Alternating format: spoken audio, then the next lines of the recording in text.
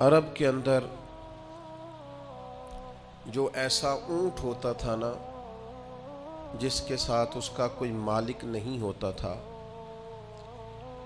کوئی اسے چرانے والا ساتھ نہیں ہوتا تھا، کوئی نکیل ڈالنے والا نہیں ہوتا تھا، باندھنے والا نہیں ہوتا تھا، اس کو کہتے تھے ابل الصدا، کہ یہ چھوڑا ہوا اونٹ ہے، یہ شاید بیکار چھوڑ دیا گیا ہے۔ قرآن مجید فرقان حمید نے اسی لفظ کو انسان کے لیے تذکیر کے طور پر، نصیحت کے طور پر بیان فرمایا۔ اَيَحْسَبُ الْإِنسَانُ أَن يُتْرَكَ سُدًى، کیا انسان یہ گمان کرتا ہے کہ اسے بھی یوں ہی چھوڑ دیا جائے گا؟ کوئی زندگی میں اس سے پوچھنے والا نہیں ہوگا، اپنی مرضی سے کھائے گا، مرضی سے پیے گا، مرضی سے سوئے گا، مرضی سے جاگے گا، مرضی سے حقوق ادا کر۔ کیا یہ سمجھتا ہے انسان اسے یوں ہی چھوڑ دیا جائے گا؟ معنی کیا ہے کہ ایسا نہیں ہے، اسے بہت ساری پابندیوں کا پابند رہنا پڑے گا، بہت سارے احکامات کی اسے پیروی کرنی پڑے گی، بہت ساری چیزوں کی فرما برداری کرنی پڑے گی۔ ہر مال اس کا نہیں ہے، اسے حلال اور حرام کی تمیز پیدا کرنی پڑے گی۔ ہر بات جو اس کی ذہن میں آئے گی یہ کہہ نہیں دے گا، بلکہ اسے سوچ کر بولنا پڑے گا۔ اسے یوں ہی نہیں چھوڑ دیا جائے گا، اس پر پابندیاں رکھی جائیں گی، اور پھر جو اعمال یہ کرے گا ان اعمال کے اثرات بھی مرتب ہوں گے اس کی زندگی میں۔ نیکی کرے گا تو اس کا حسن پائے گا، زندگی میں سکون آئے گا، اطمینان آئے گا۔ اگر اپنی زندگی کے اندر یہ گناہ کرے گا، اللہ کی نافرمانی کرے گا تو وَمَنْ أَعْرَضَ عَنْ ذِكْرِي فَإِنَّ لَهُ مَعِيشَةً ضَنْكًا، اللہ فرماتے ہیں میری یاد سے منہ موڑ لو گے تو زندگی تنگ ہو جائے گی، دشواری ہوگی، تمہاری معیشت تمہارے لیے مشکلات کا شکار ہو جائے گی۔ یہ نہیں ہے کہ انسان کو یوں ہی چھوڑ دیا جائے گا۔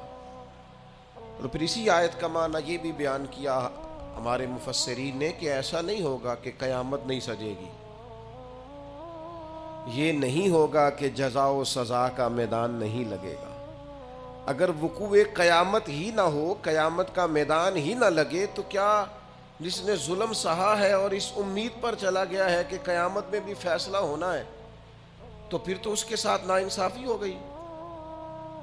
اگر صبح قیامت میدان ہی نہ لگے، وقوع قیامت ہی نہ ہو، تو ظالم جو زندگی بھر ظلم کرتا رہا، جبر کرتا رہا، اور کمزور لوگ اسے سزا نہ دے سکے، تو وہ قیامت میں بھی یوں ہی دندناتا پھرے۔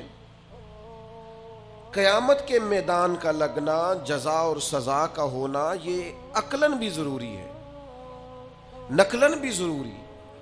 صبح قیامت جب اللہ کی بارگاہ میں لوگ کھڑے کیے جائیں گے تو اس موقع پر جزا و سزا کا تصور اور عقیدہ اسلام کا بنیادی عقیدہ ہے۔ جو بندہ یہ کہے کہ میں قیامت یا آخرت کو نہیں مانتا، وہ بندہ مسلمان نہیں ہے۔ اللہ کو ماننے کے ساتھ ساتھ رسول اللہ صلی اللہ تعالیٰ علیہ وسلم کو ماننے کے ساتھ ساتھ آخرت پر یقین رکھنا اسلام کا بنیادی عقیدہ ہے، اور یہ وہ عقیدہ ہے جو انسان کی زندگی میں انقلاب پیدا کر دیتا ہے۔ جس بندے کو تصور ہونا کہ مجھے کھڑا کیا جائے گا، مجھ سے باز پرس ہوگی، مجھ سے حساب لیا جائے گا، مجھ پر، وہ ایک دانشور نے لکھا ہے کہ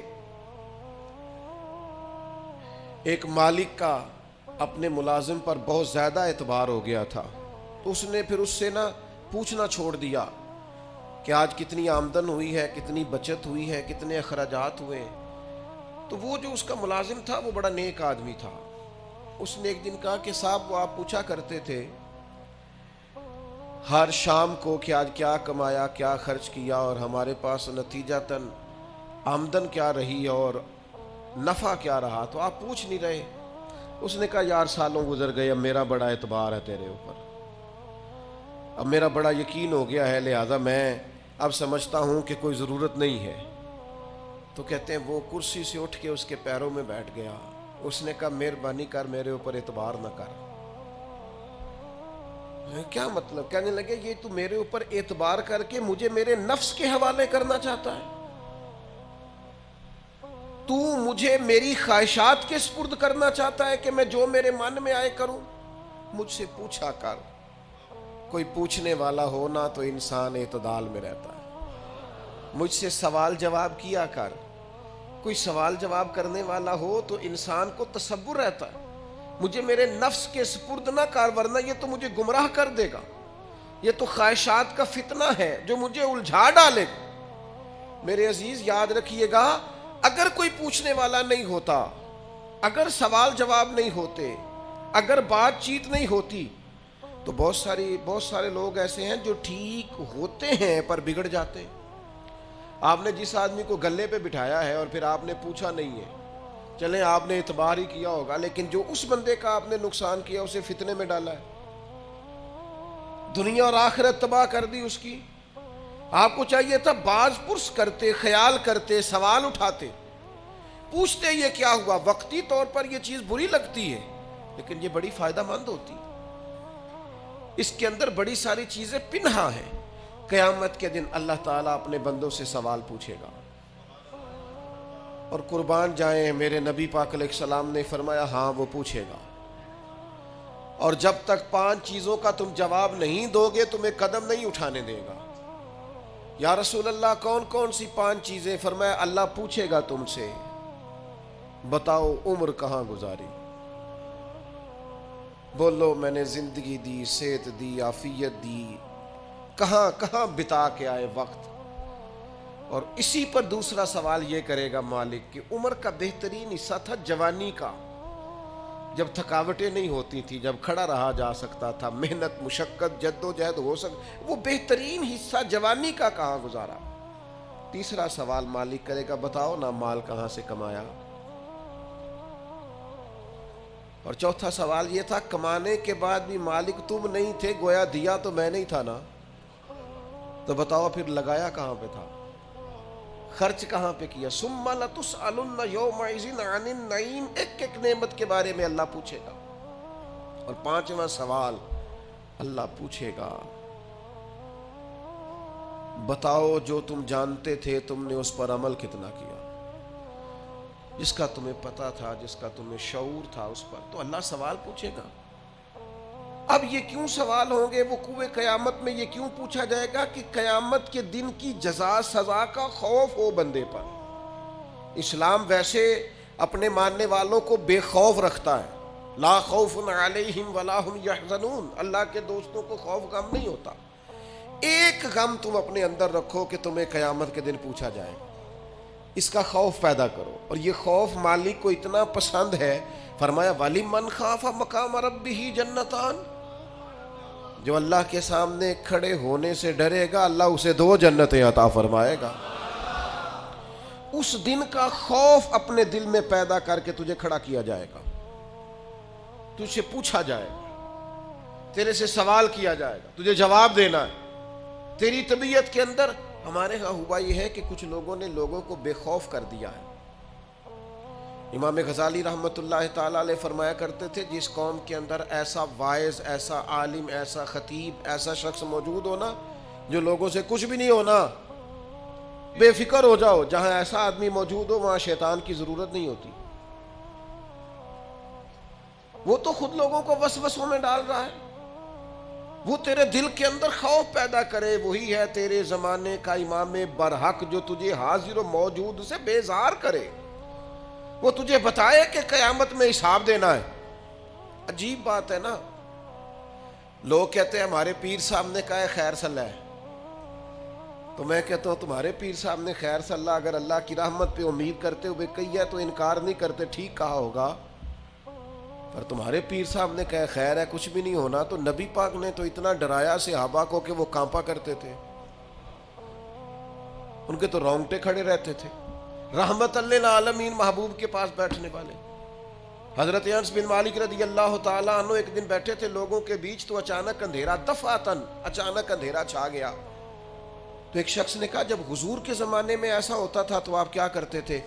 فرماتے اگر تھوڑا بھی اندھیرا ہوتا نا تو ہم کانپنے لگتے, ہمیں ڈر لگتا تھا کہیں قیامت تو نہیں آ گئی. تو پھر ہم فٹافٹ مسجد کو دوڑ جایا کرتے تھے, جا کے نفلوں کی نیت باندھ لیتے تھے, سجدوں میں گر جاتے تھے. ان کو تو خوف تھا, وہ تو ڈر رہے تھے. سیدہ طیبہ طاہرہ حضرت عائشہ صدیقہ فرماتی ہیں حضور دعا مانگ رہے تھے, اللہم حاسبنی حسابا یسیرا, تعلیم امت کے لیے, ہمیں سمجھانے کے لیے. کریم کہتے ہیں اے اللہ مجھ سے جب تو قیامت والے دن حساب لینا تو ذرا آسان کر کے لینا. فرماتی ہیں میں تڑپ گئی, میں نے کہا یا رسول اللہ آسان حساب کس کا ہوگا؟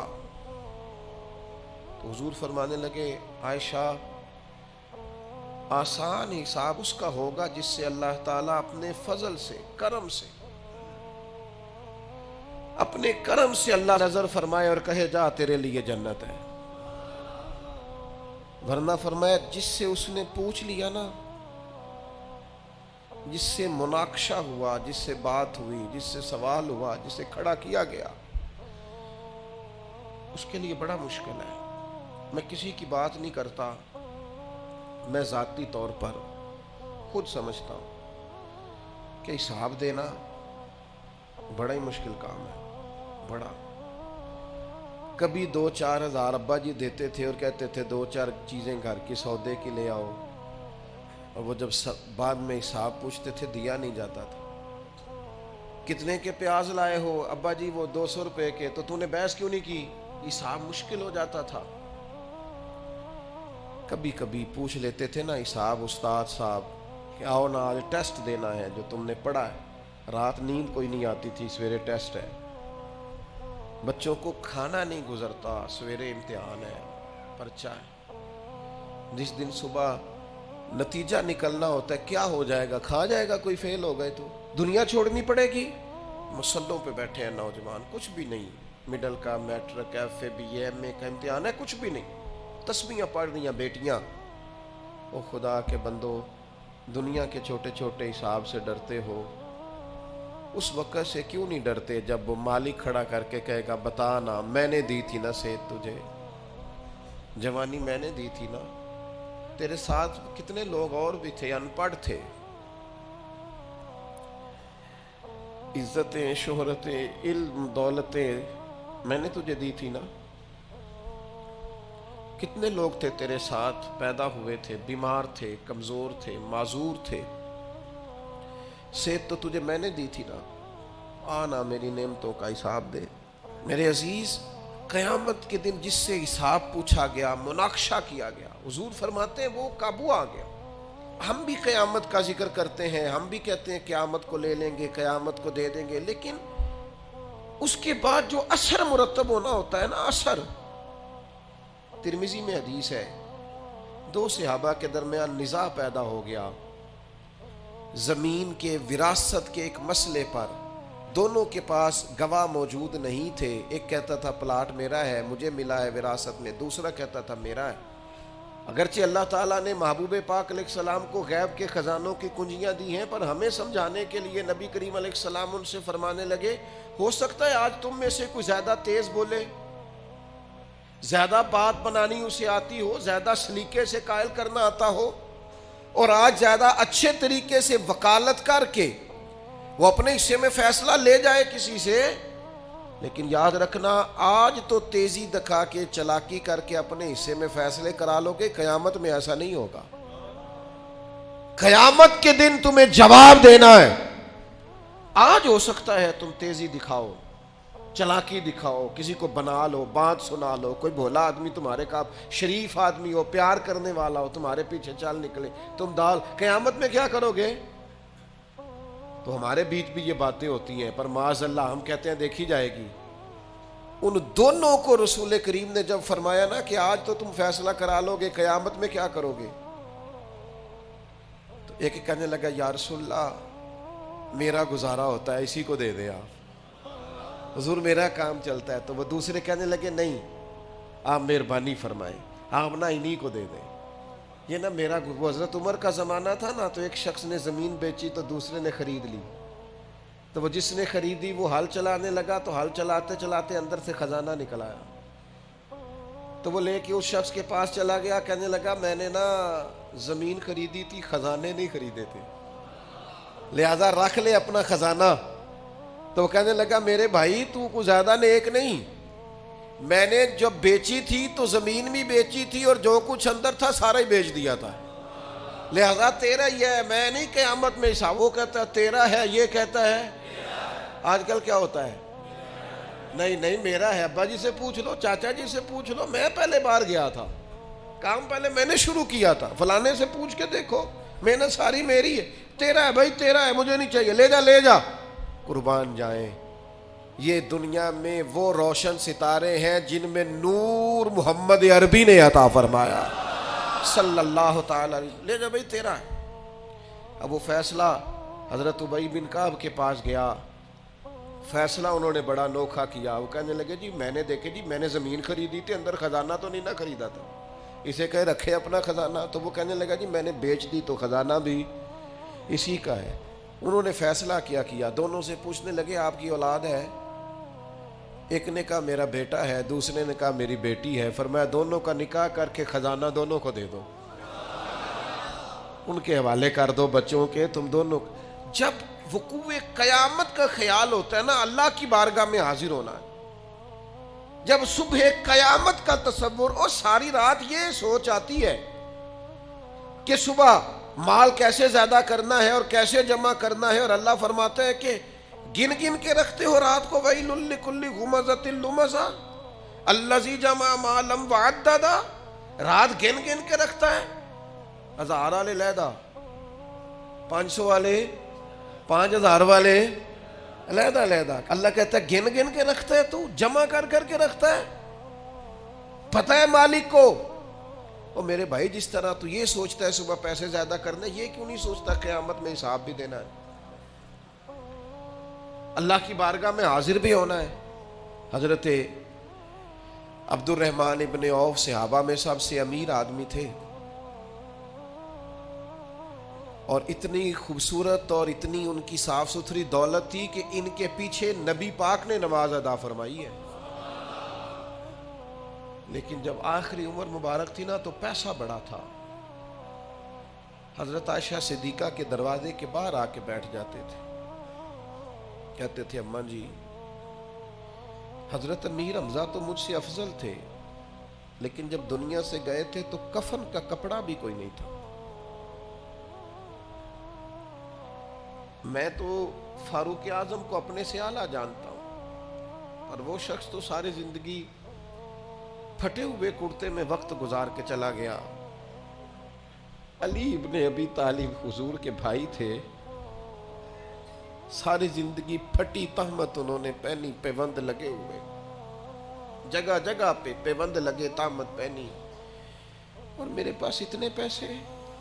اور پھر جب زیادہ رونے کو دل کرتا تو حضرت عبد الرحمن ابن عوف کہتے سیدہ پاک کے دروازے کے باہر بیٹھے امیر آدمی، اور کہتے کہ اماں جی نبی پاک کے گھر میں مہینہ مہینہ چولہا نہیں جلا، اور میرا اتنا مال، اتنا پیسہ کیسے حساب دوں گا؟ تو پھر جناب حضرت عائشہ صدیقہ ان سے کہتی عبد الرحمن اٹھ، اللہ کی راہ میں خیرات کر کے آ، مجھے امید ہے اللہ تیرے اوپر آسانی فرمائے گا۔ صبح قیامت کا ڈر، اللہ کا خوف، اس کی بارگاہ کے اندر حاضری کا تھوڑا سا کئی دنوں کے بعد کھانا حضرت ابو الحسن کے باغ میں جا کے کھایا۔ حضرت عمر کہتے یہ مسلم شریف میں ہے، فرماتے کئی دنوں کی بھوک تھی، میں گیا تھا ابو بکر کے گھر کھانا کھاؤں گا تو انہوں نے بھی کئی دنوں سے نہیں کھایا تھا، ہم دونوں حضور کی بارگاہ میں حاضر ہوں۔ نبی کریم نے فرمایا بھوک لگ رہی ہے تمہیں؟ میں ہاں۔ فرمایا میں نے بھی 4 دن سے روٹی کوئی نہیں کھائی، چلو ابو الحسن انصاری کے گھر چلتے ہیں۔ فرماتے انہوں نے نہ بکری ذبح کی، نبی پاک علیہ السلام نے تھوڑا سا کھانا کھایا، اور کھانا کھا کے حضور گہری سوچ میں چلے گئے۔ تو عرض کی یا رسول اللہ صلی اللہ تعالی علیہ وسلم کیا ہوا؟ تو حضور فرمانے لگے سوچ رہا ہوں یہ جو کھایا ہے اس کا حساب بھی تو دینا ہے نا۔ تو حضرت عمر فاروق کہتے ہیں میں تڑپ کے عرض کی حضور 4 دنوں کے بعد اگر گوشت ملا ہے تو حساب دینا ہے؟ تو حضور نے فرمایا عمر صرف وہ کپڑا جو تمہارا بدن چھپائے، وہ چھت جو تمہارا سر چھپائے، اور وہ کھانا جو تمہاری کمر سیدھی رکھے، اس کے علاوہ اللہ تم سے سوال پوچھے گا، تم نے جواب دینا ہے۔ ہتھی بکی مٹی پوندے، ہاتھ نہیں ہلاؤندے ڈر دے، جنہاں لی تو پاپ کمائے، دس کتھے نہیں تیرے کر دے۔ لا نہ بلا کے بیٹا تو وہ اپنے بچوں کے ساتھ موج کر رہا ہے، بیٹیاں اپنے اپنے گھروں میں آباد ہیں، جنہاں لی تو پاپ کمائے، لیا بلا 10 کتھے نہیں ہو تیرے کر دے۔ میں بچوں کے لیے ساری زندگی اپنے لیے دوزخ کٹھی کرتے رہے، بچوں کو دے دے کے چلے گئے اور حساب ہم دیں۔ حضرت علی فرمایا تجھ سے بڑا بھی بیوقوف کوئی نہیں کہ کھائے گا کوئی اور حساب تو دے گا، اور پھر کیوں رازق بنتے ہو بچوں کے؟ ان کے لیے حلال اور طیب کٹھا کرو، ان کے رازق نہ بنو، ان کا رازق اللہ ہے۔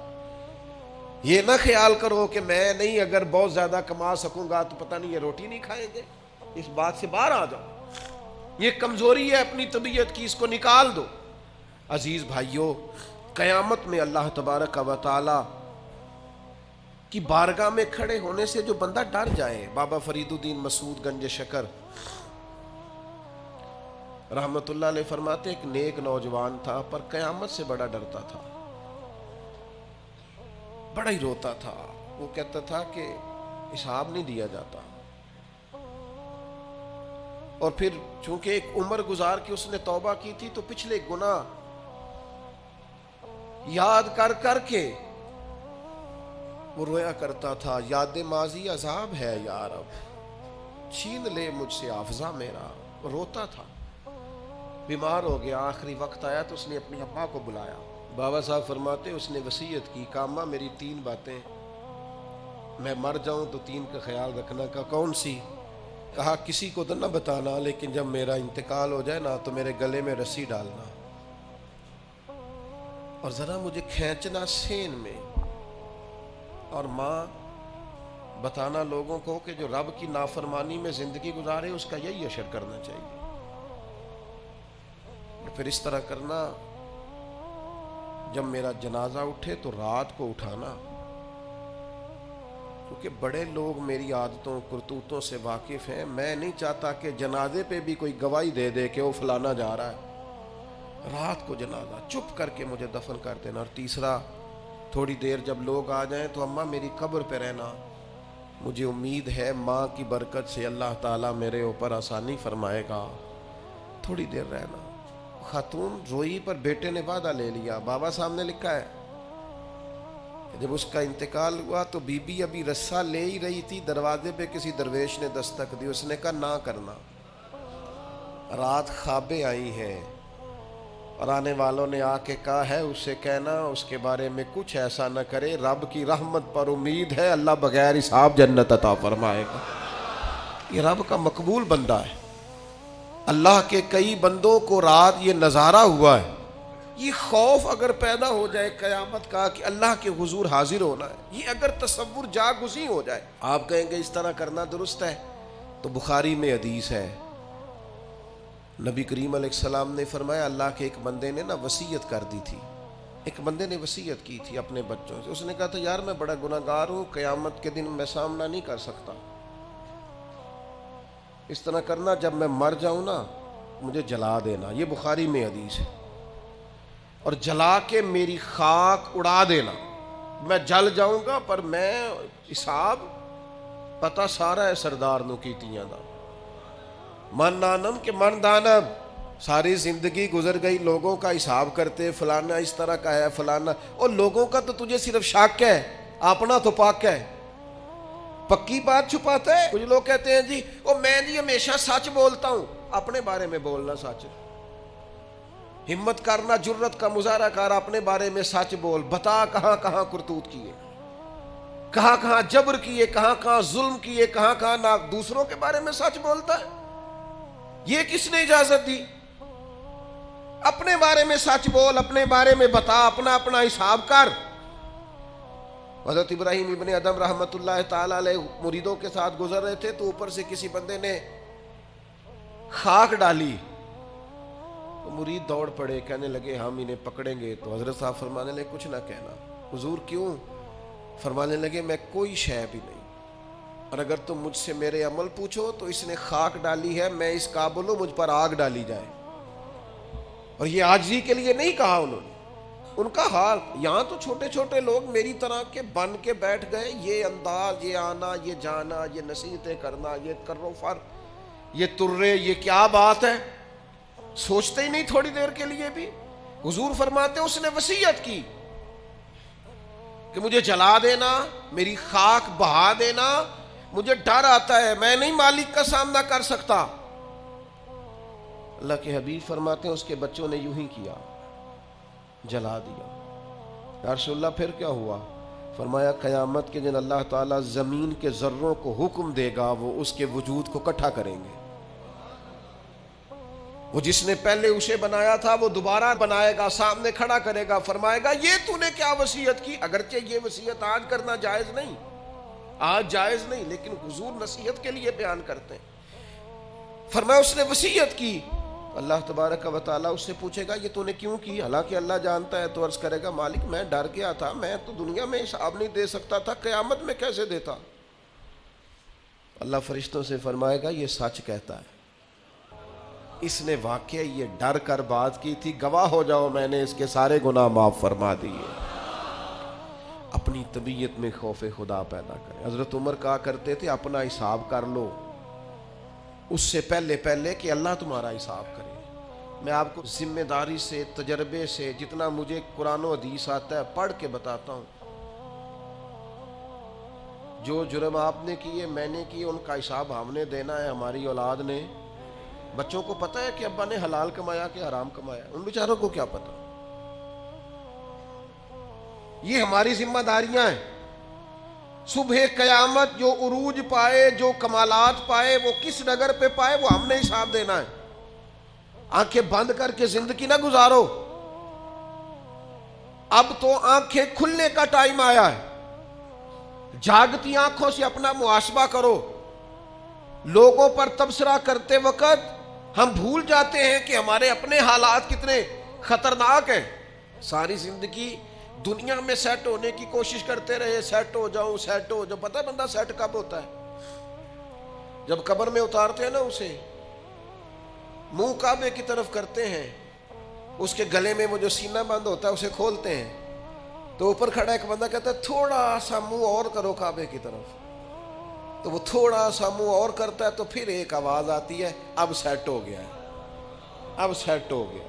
یہاں جا کے سیٹ ہونا ہے، اس سے پہلے سیٹ ہونے والا کوئی معاملہ یہ ہے تمہارا سیٹ ہونا۔ خدا کے بندو آؤ، ساری زندگی دوسروں سے باتیں کی، دو باتیں اپنے آپ سے نہ کریں، اپنا حساب نہ کریں، اپنے معاملات کا جائزہ نہ لیں۔ اقبال کہنے لگے ڈھونڈتا پھرتا ہوا اقبال اپنے آپ کو، اپنے آپ کو، آپ ہی گویا مسافر، آپ ہی منزل ہوں میں۔ یہ جو خود احتسابی ہے، سیلف ٹرائل، خود احتسابی، اس پر تھوڑا کام نہ کریں۔ اقبال دوسرے مقام پہ کہتے ہو اپنے من میں ڈوب کر پا جا سراغ زندگی، تو اگر میرا نہیں بنتا نہ بن، اپنا تو بن۔ اپنی غلطیاں نہ ٹٹولیں، اپنے ساتھ گفتگو نہ کریں۔ جو اللہ کی بارگاہ میں کھڑے ہونے سے ڈرے گا، اللہ تعالیٰ اسے 2 جنتیں عطا کرے گا۔ شرط یہ ہے کہ ڈرے اللہ سے، ڈرے بول کے بتائیے، ڈرے کس سے ڈرنا ہے؟ حضرت عمر کے زمانے میں نا ایک نوجوان تھا، نیک تھا، مسجد جایا کرتا تھا رات کو۔ تو مسجد جا رہا تھا تو رستے میں ایک عورت نے دعوت گناہ دی، ابن عساکر نے اس کو لکھا ہے۔ تو نوجوان تھا، خواہشات تھی، کچھ طبیعت مائل ہو گئی، ابھی ادھر جا ہی رہا تھا کہ کسی نے آیت پڑھ دی والی من خاف مقام ربہ جنتان، جو رب کے سامنے کھڑے ہونے سے ڈرے گا اللہ 2 جنتیں دے گا۔ واقعی ڈر گیا، وہ واقعی ڈر گیا، اتنا ڈرا کہ بے ہوش ہو کے گر پڑا۔ بیماری سے لوگ بے ہوش ہوتے ہیں، پیسے ڈوب گئے بے ہوش ہوتے ہیں، بچے کے غم میں بے ہوش ہوتے ہیں۔ سچ بتاؤ، کبھی خوف خدا سے بھی بے ہوش ہوتا کوئی دیکھا ہے؟ ہمارے ہاں تو روز مرہ ہی نہیں ہے بھائی، اور بڑی باتیں ہیں بے ہوش ہونے کی، ڈرنے کی، غش کھانے کی۔ بے ہوش ہو کے گر پڑا، بوڑھے باپ کو کسی نے بتایا بچہ بے ہوش پڑا ہے، اٹھا کے گھر لائے، گھر لا کے کہا بیٹا کیا ہوا؟ نوجوان ہے، چڑھتی جوانی ہے، پر پاکیزہ بڑی ہے۔ کہنے لگا ابا جی گناہ کی طرف چلا گیا تھا، پر میں نے آیت سن لی جو اللہ کے سامنے کھڑے ہونے سے ڈرے گا رب 2 جنتیں دے گا۔ میں ڈر گیا تھا، رب واقعی 2 جنتیں دے گا۔ باپ رو پڑے، ابا جی کی آنکھوں میں آنسو آئے اور کہا پتر اللہ بڑا مہربان ہے، اس کے وعدے سچے ہیں، واقعی 2 جنتیں دے گا۔ اس نے پھر ایک چیخ ماری اور اس طرح کی ماری کہ اس کی روح ہی پرواز کر گئی، روح ہی پرواز کر گئی۔ کشتگان خنجر تسلیم را، عشق کی خنجر سے قتل ہو گئے لوگ۔ صبح حضرت عمر کو پتہ چلا کہ انہوں نے تو رات جنازہ بھی پڑھ دیا، تدفین بھی کر دی۔ جناب عمر فرمانے لگے اتنا نیک نوجوان خوف خدا سے دنیا سے چلا گیا، مجھے کیوں نہیں بلایا، میں جنازہ پڑھتا۔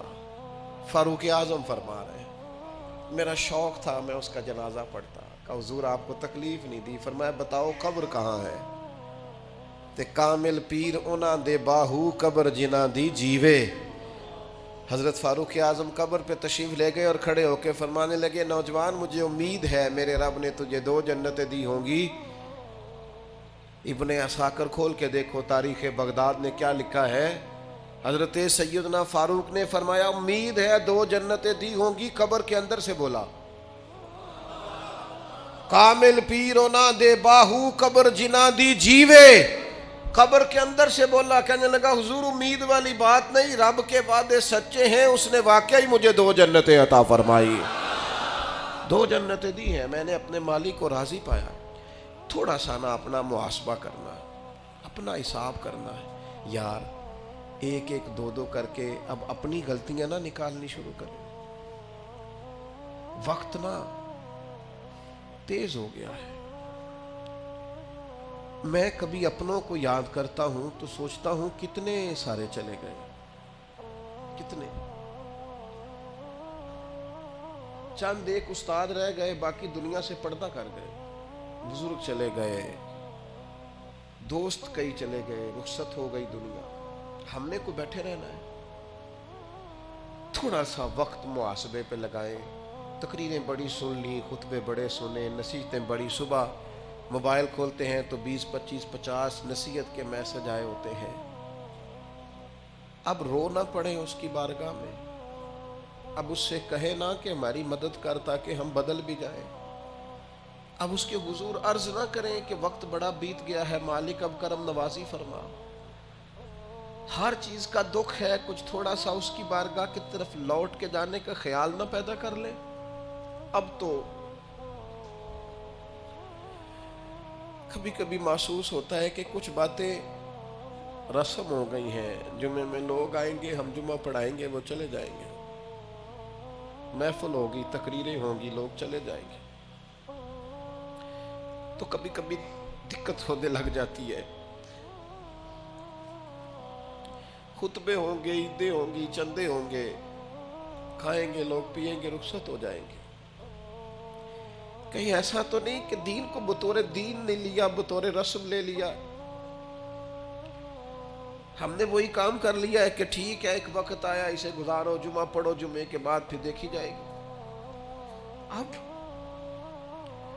وقت آگے بڑھ گیا ہے۔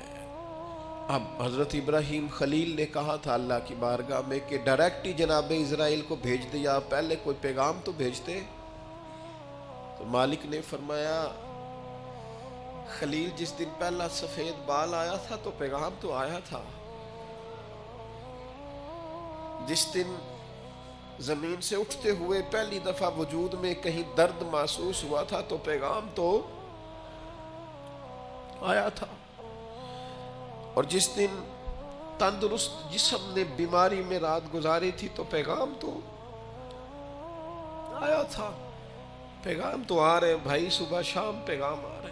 और हजरत दाऊद ताई फरमाया करते थे, जिस दिन तू कंधों पे दादी और दादे के जनाजे उठा के ले गया था, तुझे याद नहीं था कि कभी इन कंधों पे तुझे भी उठाया जाएगा। नानी, नाना, चाचू, मामू, माँ, बाप, जब ये तू जनाजे उठा के ले जा रहा था तो तुझे होश नहीं थी कि बारी तेरी भी आएगी। तूने भी जाना है, तूने भी वहां हाजिरियां देनी है। कभी कब्रिस्तानों में खड़े होकर देखा करो, रश लगता है। कबीलों के कबीले लेटे हैं, खानदानों के खानदान लेटे। वापस आए संगियों, अब